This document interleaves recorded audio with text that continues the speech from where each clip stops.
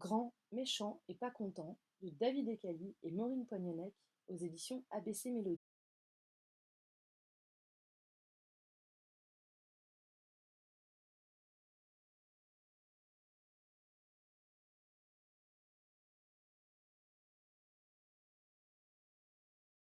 Il était une fois, dans une forêt sombre et ténébreuse, tout semblait à peu près normal dans cette forêt. Les loups mangeaient les petits chaperons rouges et leurs mamies, ils dévoraient les porcelets 3 à la fois, ils avalaient les chevreaux 7 à la fois.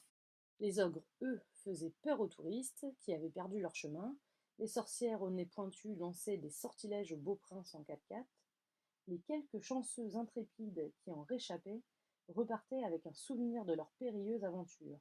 Bref, chacun vaquait à ses occupations. Les affreux Jojo menaient tranquillement leurs petites affaires.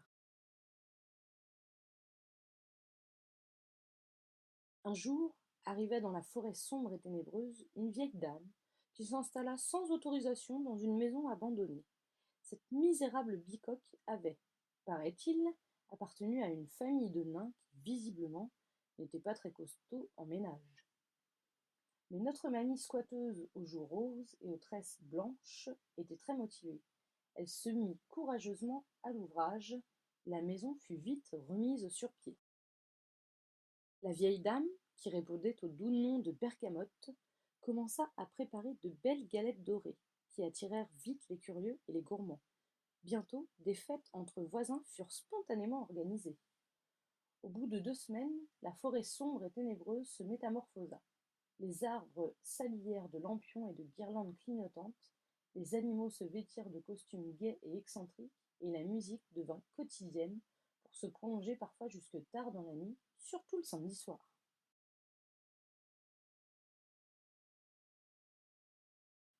Ça va pas, ça, hurla le représentant des loups à l'assemblée générale des gros méchants monstres. Qu'est-ce que c'est que ce tapage? On n'est pas au carnaval. Cette mamie est en train de faire couler notre business, ajouta un autre mécontent au long poil. C'est vrai ça, s'écria le représentant des ogres. Les touristes n'ont plus peur de traverser notre forêt, du coup, ils n'achètent plus nos t-shirts souvenirs, ni nos pommes empoisonnées, renchérit la représentante des sorcières édentées. On va devoir mettre la clé sous la porte. La colère gagna bientôt toutes les couches de la population de méchants monstres de la forêt. Le représentant des loups, soutenu par la secrétaire de la Confédération générale des trolls, était vraiment tout retourné.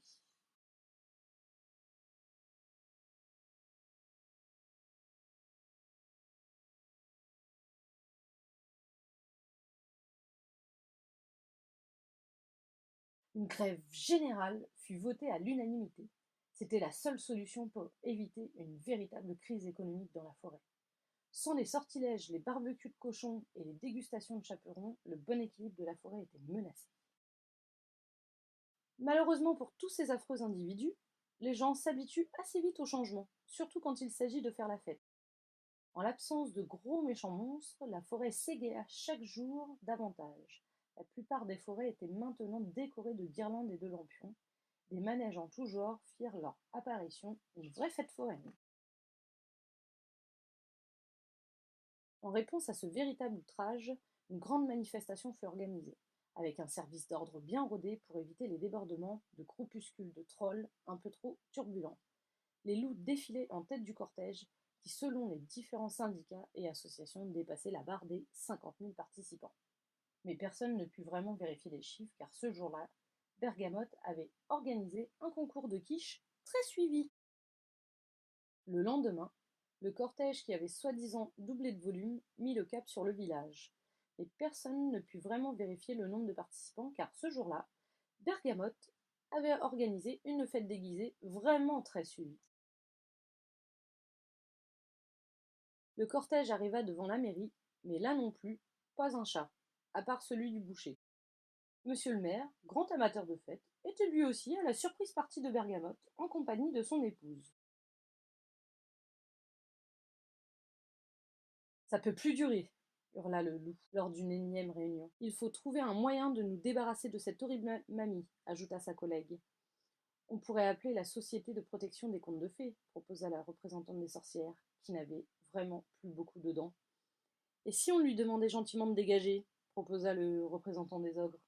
J'ai peut-être une meilleure idée, dit le loup, d'un air vraiment très méchant.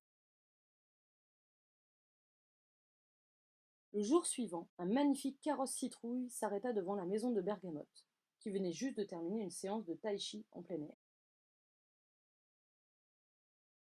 Mes hommages, chère madame, salua gracieusement le cocher.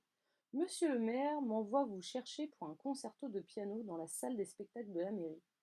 Avec plaisir, répondit Bergamote, qui ne se fit pas prier pour prendre place dans le luxueux véhicule. Donnez-moi 20 petites minutes pour me changer. Et depuis ce jour-là, personne ne vit plus Bergamote. La forêt redevint sombre et ténébreuse, la vieille routine reprit son cours. Les loups mangeaient les petits chaperons rouges et leurs mamies, ils dévoraient les porcelets 3 à la fois et avalaient les chevreaux 7 à la fois. Pendant ce temps, très très loin de là, quelque part dans les sombres Highlands d'Écosse. T'as vu ce que j'ai vu dans l'ancien château des Macarons? En face de chez nous, il y a des lampions et des guirlandes partout. Je sais pas, ça m'a l'air bizarre. Tiens, regarde ce qui est arrivé sous la porte. Voyons voir.